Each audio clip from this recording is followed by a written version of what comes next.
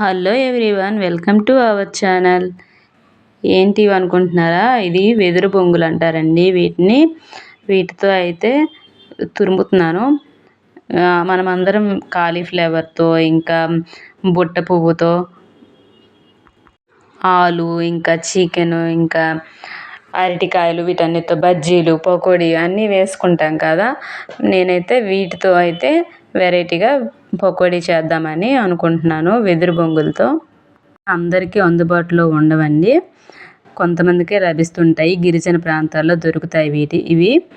గిరిజన ప్రాంతంలో ఉండే వాళ్ళైతే వీటిని చాలా దీనిగా భావిస్తారు. ఒక అడవి మాంసంలా ఫీల్ అవుతారు వీటిని చూసి. రకరకాలుగా కర్రీ వండుకోవచ్చు. నేనైతే ఇలా పకోడీ చేసి చూపించాను. మేము ఫుల్ వీడియో లింక్ పెడతాం, వెళ్ళి చూడండి. మా వీడియో కానీ మీకు నచ్చినట్లయితే లైక్ చేయండి.